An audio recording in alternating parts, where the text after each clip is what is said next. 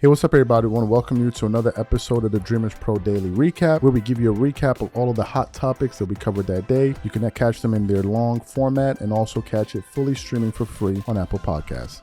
We're going to be talking about that damn Zion.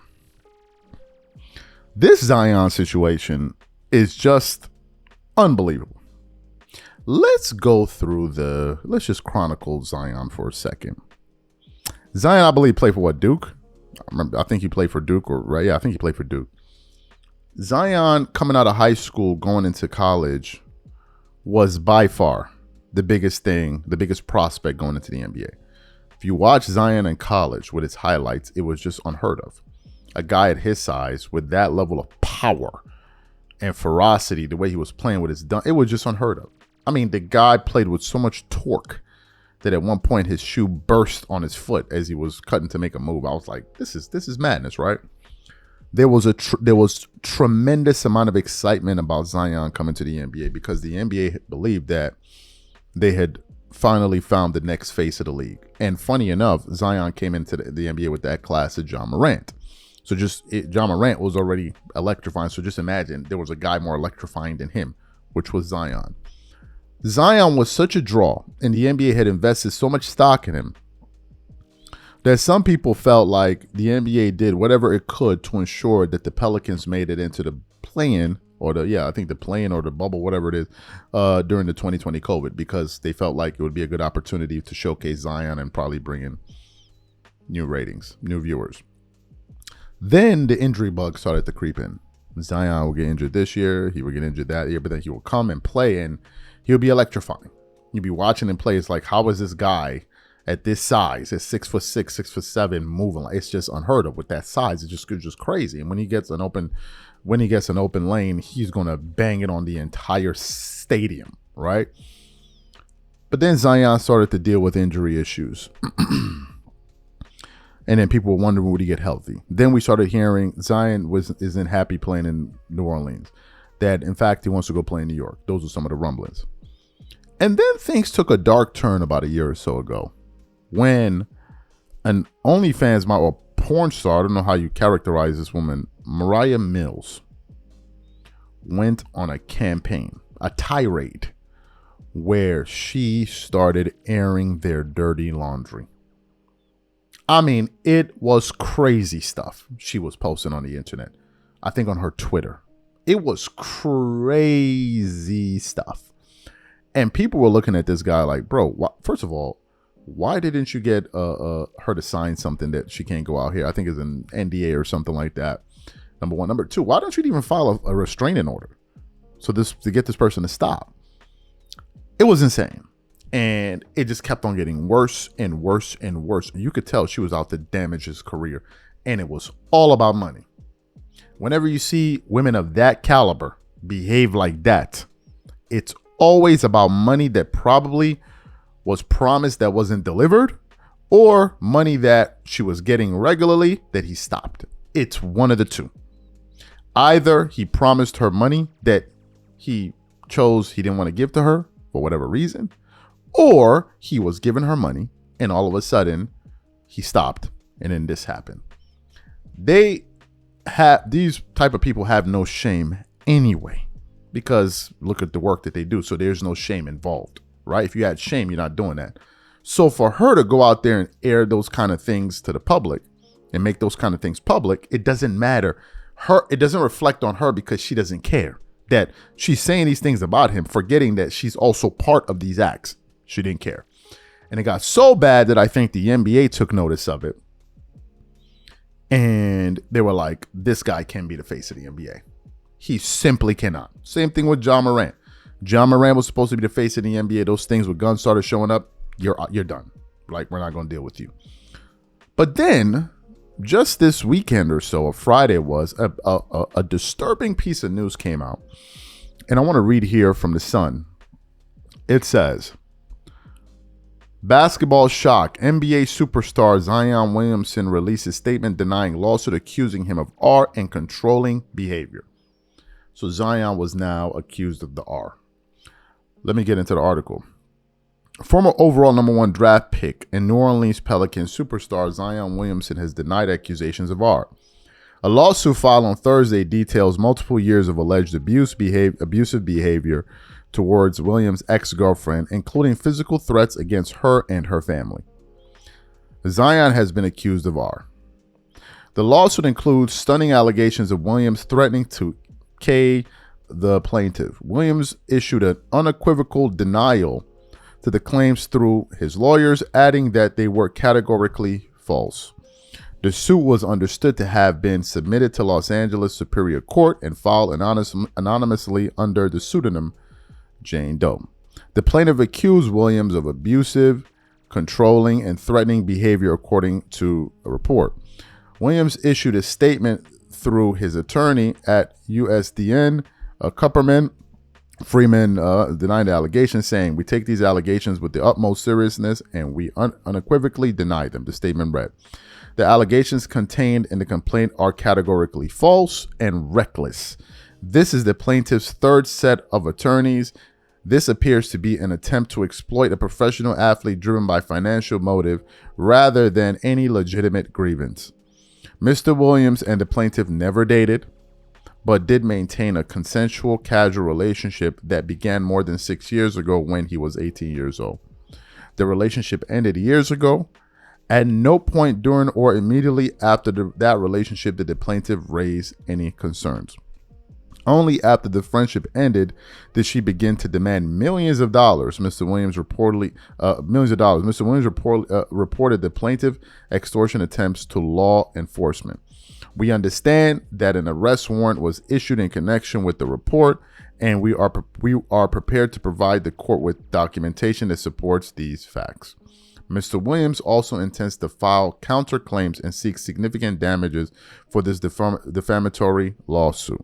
While these allegations are false, we recognize the seriousness of the claims and welcome the opportunity to prove the truth in court. We are confident that the legal process will expose the truth and fully vindicate Mr. Williams. The plaintiff's legal team released a statement regarding the lawsuit against Williams. We and our client do not want to litigate this case in the press. And in the article, and it says, however, I will say this is a very serious case as reflected in the complaints filed in Los Angeles County. So you guys can go and read the rest of it. What are my thoughts about this? Look, guys, I don't know if any of this is true or not. I don't know if any of this is true or not, and it's not my job to find out whether or not it's true. What I do know is Zion's standing in the NBA is done. It's done. Dunzo.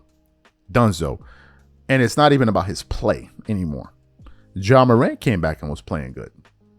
But once the NBA notices that this guy ain't going to work, too much stuff going around him, we move on. It's one of the reasons they denied Kobe Bryant of winning MVPs. You honestly believe that Steve Nash and these guys should be won MVPs over? Like, come on, let's not be stupid here.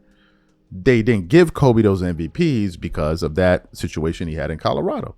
You can't have a player like that with the situation he had in Colorado winning MVPs, one of the most prestigious awards in the NBA. You can't have it. That's the politics of the league. And Kobe was so much of a superstar that he was able to come back from that situation to where he became even bigger than he was before the situation. That's how much of a superstar he was. But in the case of Zion, it's donezo, bro. This guy went from being the next LeBron James, literally the next LeBron James in terms of freak athlete, all of that stuff, to now you have these kind of stories. Again, I don't know if it's true or not. I personally don't care. My message is that it's over with that Zion Williamson thing. It's over. And the NBA moved on. And they moved on quickly.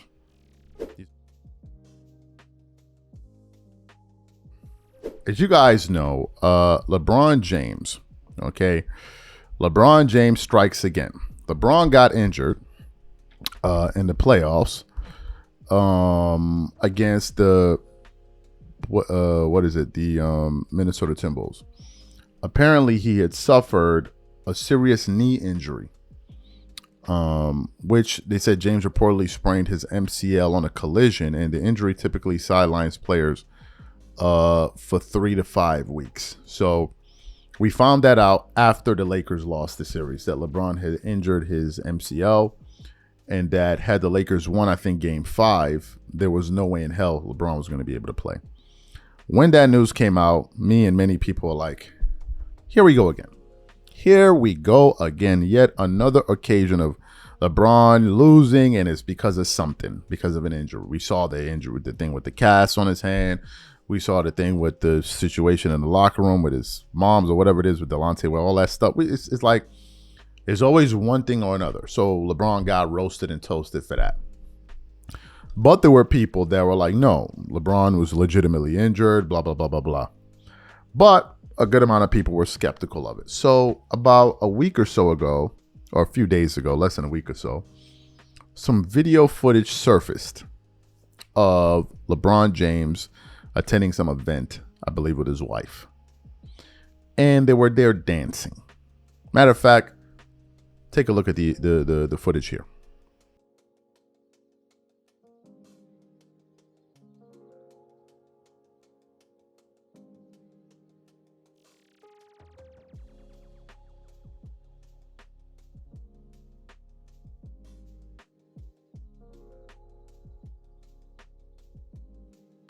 So there you saw LeBron James dancing. So after this footage surfaced of him dancing, people were like, bro, I thought you were injured. You sure healed up pretty quickly, right? You sure healed up pretty quickly. Like, how all of a sudden you over here busting moves and all of that stuff. Now, let me just check something. Let me just see something. Lakers versus Wolves. Last game. So the Lakers played against the Wolves on, I think, May 1st. Right? The last game was against the Wolves on May 1st. This video came out about a week or so ago. Let me see. LeBron. Let me see. LeBron James dancing. I think he was dancing. So this video came out about a few days ago, right? Let's say about a week or so ago, right? So people are like, wait a minute. You were supposed to be injured. Yet you out here dancing. Then you couple this with the fact that on the night that the Lakers got eliminated, LeBron was out with his friends partying the night away. We already did a show about this. And I think things like this just lead to more people feeling like they can't trust some of the things that their son says. Like that's really at the heart of it, right? That is really at the core of it all. This is what people believe, right? This is what people believe. People simply just don't trust LeBron James, right? Even in the video of him dancing, I'm reading some of the comments. I thought you were supposed to be healthy. I guess this is LeBron James's rehab, right? Another guy said, MCL healed up pretty fast, laughing my what off. Another guy said, ain't no party like a LeBron party. Another guy said, trade this bum to the Ukraine. Another guy said, that knee don't hurt. Another guy said, I thought his knee was done, right? People are just roasting him because it has gotten to the point where now LeBron's credibility when it comes to these type of things are pretty much shot. It's pretty much shot, right? And it speaks to a deeper thing, which is that people just feel like something be capping all the time. Like the situation with Anthony Davis. Oh, I didn't know, man. I was stunned, then AD called him. And then later on, we're hearing from other NBA players like, there's no way LeBron didn't know. Jay Williams is talking about there's no way that LeBron didn't know. Markieff Morris, who was a part of that trade, was having a conversation with his brother Marcus Morris, talking about, the Lakers want to trade and LeBron wants me to be a part of the trade. But then we're like, but I thought you didn't know, right? So LeBron has this reputation and his fans know it, right? And his fans know it. Now, the part about all of it that doesn't make sense to me is that LeBron this should be beneath him, right? These type of things should be beneath him. But I think at the core of all of this is just damage control. Right? I think LeBron does a lot of these things for damage control. He doesn't want to be perceived in a certain way, so let me do this. He doesn't want to perceive in a certain way, so let me do that. right? It's damage control. And what some LeBron guys don't understand, I'm talking about some LeBron supporters don't understand, is that LeBron loses a lot of respect from a lot of NBA fans because of the antics. Y'all don't understand how grotesque some of these antics are. Let me break it down for y'all one more game. LeBron was in my top 4 for a hot minute. For a hot minute. But what made me remove LeBron out of my top 5 were the antics. The antics were just simply too much to tolerate. That after a while, I'm like, I can't deal with this no more, man. These it's becoming too grotesque for me. So for me, I removed them out of my top 5 just based off of antics alone, right? The antics turn people off. And for whatever reason, LeBron fans don't get that. They feel like, well, if he does something and some people pointed out like, yo, that's a sucker move. Like, this is weird. Like, what are we doing? Oh, you're hating. Oh, man, you're hating. And they can understand why everybody doesn't like every single thing that he does. They just can't understand it. To me, it's just another incident. And what's going to happen is the next time LeBron gets injured, people are going to be like, oh, another excuse. That's what it's turned into. It's like the boy who cried wolf. That's literally what it's turned into. It's like the boy who cried wolf. You keep doing it. After a while, man, even if it's something is legitimate, people stop believing you. This whole thing about the ankle, LeBron has been having this ankle stuff and all this. We've been going on since he's been a Laker. It's probably gone on for like 4 years of this ankle thing. The ankle thing was going on ever since even Shannon Sharp was on Undisputed. I remember it going back that far, this ankle story, right? It's just like, bro, what's going on? And the injuries, like, you know, the All-Star game. LeBron can't play because he's hurt. He can't play because he's hurt, blah, blah, blah, blah, blah. The very next game, he shows up to a regular season game, son is jumping out of the arena. And we're like, yo, but I thought you were hurt. This is part of it. And all of it is done by him and his case. 100% is their fault. Because they give people who don't like him a reason to not like him. That is just the fact of the matter. So, the question is this, man. What do y'all think about this footage? I wasn't even stunned by it. Like, to be honest with you, I didn't think nothing of it until people started sending it to me like, yo, did you see that? Did you see that? That's when I was like, all right, I see it. These are my thoughts. As you guys know, we're pretty much at the door of the NBA Finals. On the Western Conference, things have already been decided between the Minnesota Timberwolves and the Oklahoma City Thunder. And SGA is over there creating a lot of great conversation around the basketball world. Of course, I've heard some few dweebs out there jumping up. Is SGA better than Kobe? It's like when they think of who do we disrespect? Let's bring up Kobe. Is the janitor better than Kobe? What about the bus driver? Is he better than Kobe? What, like, that's the guy that they usually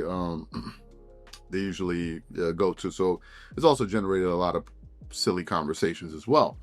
But on the Eastern Conference side, things are yet to be determined between the New York Knicks and the Indiana Pacers. In the last game, the Knicks came back, and I think they beat the Pacers by 20-plus points, if I remember correctly. It wasn't really a contest, and I was very excited because I want the Knicks to do very, very well these playoffs, right? I want the Knicks to go far in the playoffs, and I would like them to go to the finals, right? I like to go to the finals as a New Yorker, as a native New Yorker. Not native, but as a New Yorker, because I wasn't born in New York, but I did grow up in New York. It will feel absolutely amazing to see the Knicks go to the finals, and I haven't hid my feelings about this. It's something that I'll be very, very excited for, just to see the town finally get, a championship, right? So you have that there. So this morning, I was just kind of going through the internet because, as you know, we have game 6 today in Indiana between the Knicks and the Pacers, and I came across a pretty serious article here from Awful Announcing, which says, Bill Simmons warns bettors NBA is about to fix Game 6 for Knicks. And I was like, excuse me, Shaggy? What did you say? So as I was reading through the article, I was like, damn, I'd like to hear some sound from him, to actually hear him say that. And I was actually able to find some sound, but we're also going to get into the article in its entirety. So what we want to do is I'm going to quickly play what Bill Simmons had to say, so you guys can hear it from his own mouth, and then we're going to come back and continue on the show. Take a listen to him here. if Indiana wins one more game, we're going to have an Indiana versus Oklahoma City finals. But if the Knicks win the series, we'll have the Knicks in the finals. And if you've noticed from ratings and interest, it's a little more interesting nationally when there's a New York team in the finals. I'd like to bring you back to the year 2002. Game 6, Sacramento Lakers in Sacramento. Yes. If Sacramento wins, we're going to have a Sacramento, New Jersey finals. And David Stern was like, not on my watch. This is not happening. We are not letting this happen. And we did not get a Sacramento, New Jersey finals. And let's be careful out there for game 6 if you're wagering. The 2002 game 6, we've talked a lot about over the years. I'm just saying. It's in the back of my head. It's in the deep recesses of the back of my head. Well, guess when I remembered it? When Dallas won the effing lottery 2 weeks ago on my birthday. I remembered that 2002 Game 6. Weird things happen. Miracles happen. Weird things. Miracles. Miracles. True. NBA miracles. Miracles. So you heard what he had to say. Now let me get into this article. It says, Bill Simmons thinks the NBA may be on the verge of taking control of the Knicks versus Hicks game to ensure it's fixed in the Knicks' favor. The Oklahoma City Thunder are already comfortably sitting in the NBA Finals, awaiting their opponents to be determined. As the Indiana Pacers and the New York Knicks head to Game 6 on Saturday night, with Boston, Los Angeles, Golden State, and other big markets having been eliminated weeks ago, the NBA knows the finals are about to be a matchup between Oklahoma City Thunder and Indiana or Oklahoma City and New York Knicks. And according to Simmons, the NBA has to be rooting for the Knicks to give the finals a ratings boost. So much so that he might be willing to do whatever they might be doing, whatever it's going to take to get the Knicks there. So if there's a year where the NBA might be a little less worried about ratings, it's probably this season before their new media rights deal kicks in, with Amazon, NBC, and ESPN already locked in. Adam Silver doesn't have to sell any network or platform on whatever the results of the Thunder Pacers finals might be. But if Silver wants to give the Knicks a little nudge into the finals, New York fans are here for it. Knicks fans have been begging for the NBA to fix something for them since 1985. This is the 1985 NBA lottery that sent Patrick Ewing to New York. After decades of suffering, if it takes the fear of an Oklahoma City Thunder Indiana finals for the NBA to finally step in and make life a little easier for the Knicks, then so be it. All right, so this article's crazy, right? This article, they're not even hiding their feelings with it. They're like, yeah, man, just go ahead and rig it up, right? What are my thoughts about this? These are very serious comments. They're very, very serious. The first reason it's serious is because, one, it questions the integrity of the game. All right, it causes people to wonder, well, can the NBA influence results to this degree? And then you have him giving examples like the Sacramento Kings versus the Los Angeles Lakers. You have that example. You also know that in terms of ratings, the Western Conference ratings this year have suffered, but the Eastern Conference ratings have been up. And with the New York Knicks doing very well, obviously, given the fact that New York City is the biggest market in the United States, that would play a role in it. So to have New York, the financial capital of the states, the biggest market in the finals, it would be great for the NBA, right? One would surmise. So you have that, right? He's pointing to that. But what makes it even worse are the things that have been said over the last few weeks and months by various NBA players, like the Shaquille O'Neal story, where he essentially said before the NBA draft, him and Adam Silver were having a conversation on the side, and Adam Silver said to him, hey, what kind of weather do you like? Hot weather or cold weather? He goes, warm. And then all of a sudden, the Orlando Magic got the number one pick in the draft. I think the 1990, I don't remember what year it was, but anyway, they got the pick in the draft there. You had the comments that LeBron James has been making about the draft lottery, it being rigged, and how he believes that, Cleveland landing that there was something fishy going on there. Then you have the stuff that just happened with the Dallas Mavericks landing the number one pick miraculously. And people are like, wait a minute, did the NBA kind of, it's scratch my back, I scratch your back kind of thing. You send Luka to the Lakers to help ratings, and then we're going to reward you guys by giving you guys the number one pick in the NBA draft. All kind of stuff, right? So you have these things kind of circulating out there in the ecosystem. And personally, I think that these kind of comments, I think it hurts the product. Because the moment people feel like things are not legitimate, you lose people. I'll give you guys an example of this. I used to be a huge wrestling fan growing up. A huge wrestling fan, and I'm sure a lot of y'all watching right now were huge wrestling fans growing up, right? I was a huge, Stone Cold, Steve Austin. We were all wrestling fans, right? But then I later on found out that it was fake. That a lot of this was choreographed. And the minute I found out it was fake, it just was never the same for me. I could never watch that sport the way I used to when I was a kid, when I thought it was real. I could never do it. And I'm sure it's the same for a lot of you. The moment you found out wrestling wasn't as real as we thought it was, you lost interest. And I think that that's perfectly natural. So whenever you have people saying things like this, like Bill Simmons, it creates situations where people begin to doubt. And the minute you begin to doubt, well, you have a problem. It's one of the reasons the NBA fined Rudy Gobert $100,000 in that game where he did like this, because he felt like the referees were bought off to influence the results of that game. They fined him immediately because they don't want that kind of stuff to grow legs. But now when you have people like Ben Simmons, respected people in the sports media space, saying, hey, look, bettors, beware. The NBA may try to rig this thing. That ain't good. Now, probably in the case of Bill Simmons, he doesn't give a good goddamn because he's like, hey, look, man, this is not going to affect me anyway. I'm still going to be making my money. I'm not beholden to the NBA whatsoever. But I do think that these kind of statements can do damage. Now, some people may be watching this and say, hey, man, Charles, and then what are you talking about, man? We got to expose the corruption. You know what I'm saying? You got to expose the corruption. And I'm just saying, are y'all sure? Are y'all sure? Because if we're going to expose this, are you ready for them to expose everything? Are y'all ready for them to expose every single thing? Because if we get into that level, this whole thing will come crumbling down. And the question is are you sure that's what you want?